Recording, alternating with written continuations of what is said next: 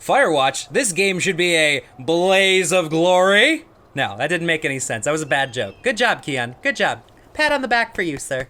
Hey, howdy, hey, everybody. My name is Keyon, and welcome to the first episode of Firewatch. I know this isn't exactly a new game, but it's not exactly an old game. So the Steam sale just happened, and I thought it'd be a really cool idea to play this game, because from what I saw, it had some pretty decent reviews, and I think that the aesthetic of the game is actually quite pleasing. So, new game, shall we? So I know nothing about this game. I think it's like one of those walking exploration games. So I don't know how much conversation we're going to be having, but there should be enough that my mouse is the only thing on screen. I'm moving out of the way. Campo Santo presents. Sounds like we're in a bar or a restaurant, which has nothing to do with fire, unless it's like a steakhouse that's burning down. Boulder, Colorado, 1975, prior to marijuana's legalness. Although it was the 70s, so there was pretty much everyone's dropping acid anyway. You see Julia. I see Bokeh Effect. But sure, Bokeh Effect is now Julia. Hi, Julia. These are the jokes, people. Do you know what a Bokeh Effect is? That's what you're looking at. Oh, I click it. Oh, okay. She's about your age, late 20s, laughing with well-dressed professors and grad students from nearby CU Boulder. You, Henry, are out drinking with your pals. I approach her. So is this like a choice thing? You are drunk. So, what's your major? You're pretty. Well, I'm drunk. So, I feel like you're pretty. Because I'm drunk. You're pretty, she says coolly. You are not. You are a future hangover. What? You reply confused. Someone should buy you a cheeseburger, she says. So I picked the right choice. She flags on a waitress or waiter, and 1 week later, you are Julia's boyfriend. Awesome. So this is more of a reading thing. I thought this would be like, oh, cool. No, there's walking. There's movement. Use objects. That's not a backpack. It looks like a wheelchair to me, but I can see how it is a backpack, but it looks like a wheelchair to me. Oh, this is pretty. This is pretty. Okay, here we go. Pick up. I'm inside of an elevator. I'm saying this game is pretty. Boy, they really know how to design elevators. Is that mahogany? I'm gonna assume this is my red truck and we can't really go anywhere.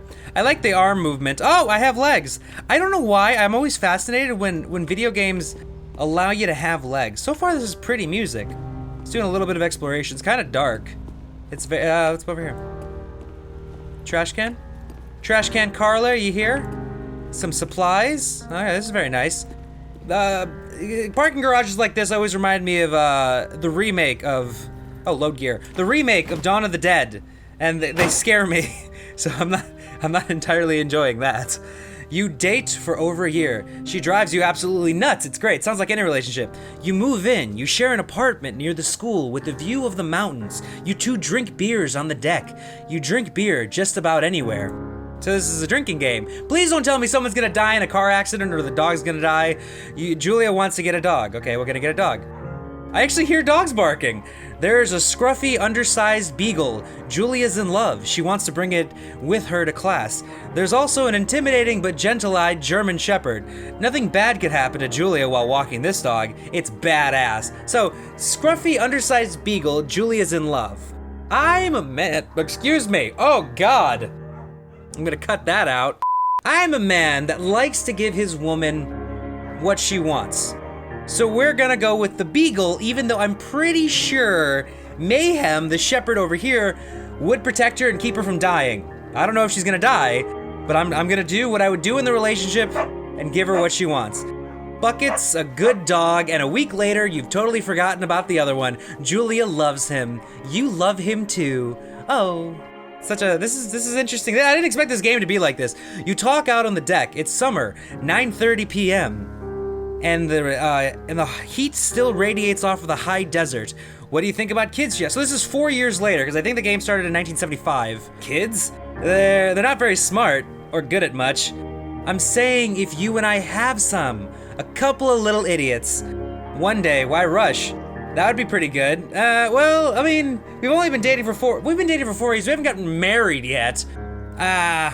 You know, I mean, I don't know. Do I really want kids at the moment? I mean, one day, why rush, right? We're gonna go with my approach on this. One day, why rush? We have the dog for a few years. I don't know. I'm gonna go one day Firewatch. I'm gonna go with my gut instinct. She looks away, out towards the mountains. We have plenty of time, right? Speak for yourself, mister. Don't worry, you assure her. That's what I would say. You tell her she has the body of an undergrad. My ovaries didn't get the memo, she says, laughing it off. One day, okay? One day, she says. I don't like this. This is already starting to feel slightly emotional. 6 months later, you get engaged, lying in bed on a Sunday morning. All right. Is something bad gonna? I have really fat hands. I don't know if you saw that. I have like fat fingers.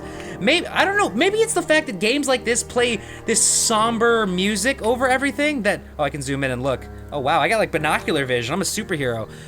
Maybe it's because games like this play this very melody-esque, emotional music. I don't even know how to describe it. I'm dumb when it comes to words. Don't forget to check in, no fireworks. Thoroughfare Trail is not recommended for inexperienced hikers. I can't really read the rest of that. You're in their country. Learn to live with bears. And here's the map of Two Forks region overview.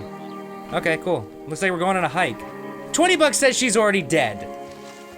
She's already dead. I'm gonna jump off of a damn mountain because she's dead. 20 bucks says it. Putting it down now. 1980, 1 year later. It's a Thursday night and Julia is 4 hours late. She doesn't call. You're worried and getting angrier by the minute. She walks in after you've gone to bed. Where have you been, dear? She's not quite drunk, but she's clearly been having a fun time. You fight when she gets between the sheets. I would get mad. I wouldn't ignore her because it doesn't solve anything. You call her an inconsiderate a-hole. She tells you to go F yourself and not be such a baby. You call her selfish. She knows you mean it, and it hurts her feelings. Oh, I didn't want to hurt her feelings, but she hurt my feelings first. Damn it, Julia, you always do this kind of stuff. 1981, 1 year later. Julia still likes to draw. She draws plants from her research. She draws all the places you go. She draws you. You pose and flex like He-Man. You frolic like a Victoria's Secret model. I would probably do the Victoria's Secret model thing, just because it's funnier. Julia was right. You are very pretty. This game is going to tear me apart at some point, isn't it? I don't like fearing that. And I feel like this game is like small segments of walking. Why is it called Firewatch? Maybe this is just the intro to get me emotional. I think I might actually be someone that stands in a tower and watches out for fires at Two Forks. Yeah, the fire lookout, that's where I'm going. 8 more miles. Wait, what? That actually says still? It just says 8 more miles still. It doesn't actually say that. The subtitles are wrong, but whatever. So, can I jump? Spacebar to climb over objects. Hop on over. Okay, so we're going to work. I'm telling you, Julia's dead. Julia died. 1982, another year. During the summers, you and Julia enjoy walking bucket at night. Oh, you know, doggy. There's a festival in town. It brings in folks from faraway places. One of them tries to mug you with a knife. Oh no! Bucket got kicked! Dog, Julia yells. She gets flustered and has trouble speaking when she's stressed. You confront the attacker. You scare him away. I'm gonna beat his damn face in. You get your arm gets cut up, but you beat the guy to a pulp. You don't feel very tough. You cry your eyes out before the cops show up. I would be shaken up. Henry sounds a lot like me. Julia asks to take a different path from the day forward. Okay, you say okay, you don't want her to go that way either. From then on, you walk by the river. The river's nice. I'm okay with the river. I hope our dog's okay. Plans to have kids. Get waylaid. What's waylaid by work? I'm guessing they moved farther back. 1984. Julia gets offered a job at Yale. Yale is in Connecticut, 2,000 miles away. It's a great job. Associate department chair. She wants to move. You absolutely do not. Convince her to not take the job. Agree if she commutes back and forth. If she take that, I can't tell her to not do her dreams. My love life, people, I don't like when they try and stop me. And if they try and stop me, it drives them away. So I'm gonna agree, commute back and forth. I would move. Let's just move. How about that?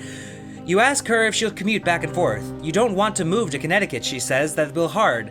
But she'll do it if you won't move. I'll move, I told you, I'll move. You're not listening, honey. You tell her not pass it up if that's what she wants. She agrees. She flies back to Boulder 3 times each semester. Okay, so she sees me 3 times a semester. It's kind of sad. Julia is sent home from Yale on paid leave after having an episode. She lost it on a colleague for borrowing books that were important to her research. She didn't remember she had happily loaned them to... Oh no. Does she have Asperger's? No, not Asperger's. Does she have, what is it? You lose your brain memories. I can't think of the word. You know, the one from the Notebook. Amnesia, not amnesia. There's something, what is it called? What is it called? What is it called? I can't remember what it's called, and it's really ironic that I can't remember what it's called, but anyway, let's go on. I'll remember it later. She was found crying in the stairwell. You say that maybe you guys should talk to someone about it. You make macaroni and drink wine and try to forget about it. Maybe we should see someone about it. After seeing multiple doctors and having many tests, they're worried that Julia might be suffering from dementia! You didn't give me a chance to remember it. She's 41. Okay. You both decided to keep it a secret for now. Alright. Journal. I got a journal, I can pick this up. What's in here? Oh, great! Penis! There's... Oh god.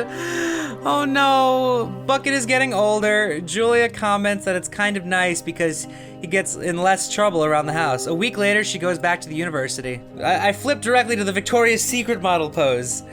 Why am I some fat balding man? I mean, I guess that my arm was pretty thick, but come on, give me some credit. I like hiking. Julia's affliction gets worse. She can't remember things in class. Her research is in shambles. She drives her car to the next town over, for no particular reason, and has to be brought home by the police. She's devastated. She is sent home on permanent medical leave. Some days you get the Julia who calls you a dope and your unborn children little idiots. Other days you get a stranger. That's really hard, actually. That's really hard. She pulls you into bed to make love. After 5 minutes, she goes into a panic, believing her dad is at the door. You tell her family, they are crushed and begin to make trips to and from their home in Australia to visit her. She's Australian. For a while, your friends come by with little things to brighten the day. She gets worse.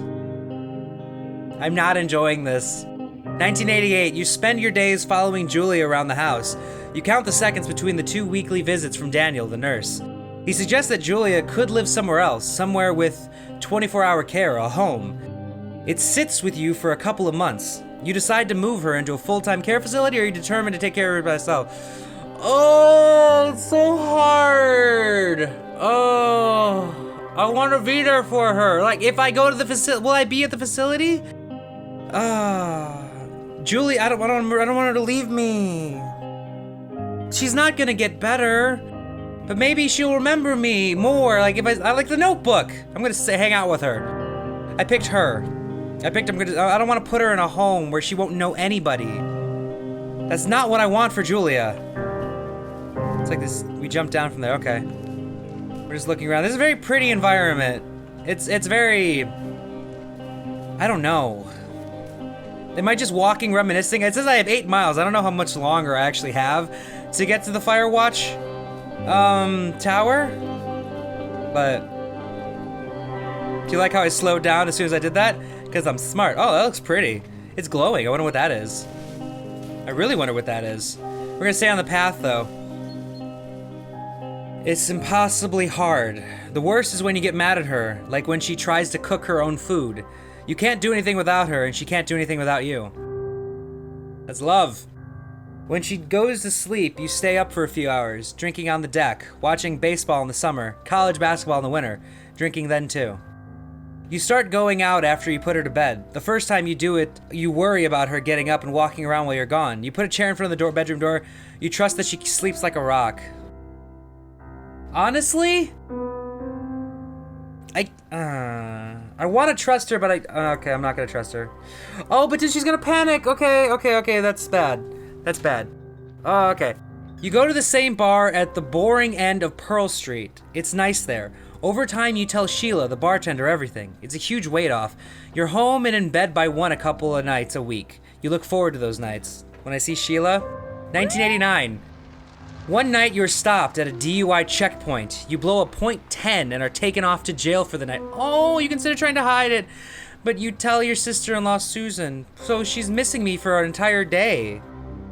Julia's parents take the next plane from Australia. They can't believe the state your house is in. Then they tell you Julia's coming to live with them. You don't argue. You say you'll visit soon. A few weeks go by. Summer is coming and you see an ad in the paper for a job. I don't have a job. I take it. One choice. One action. I'm assuming this is a loading screen.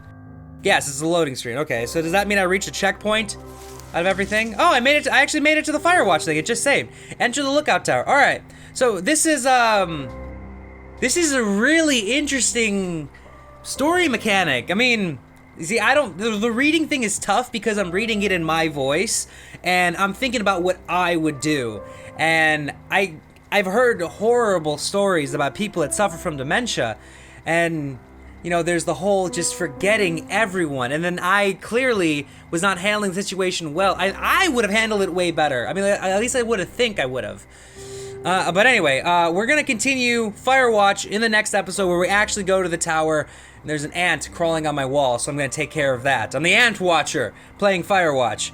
But just remember, I'm CapsLockKeyon, and I just want to say, thanks for watching, thanks for subbing if you have, and as always, keep calm and key on, and I'll see you in the next video. Oh no! My novelty beach ball, someone broke it. Oh, it was stupid anyway. But it was the bestest novelty beach ball I've ever had. Oh, could have been so cruel. Not me. Don't worry, Dr. Roslyn will buy you another. No, don't do it. She will? Oh yeah, just ask her afterwards. We kinda needed to get... Wouldn't it be oddly ironic if I forgot to play this game again? That's not gonna happen though, because I'm really freaking curious of where this is going.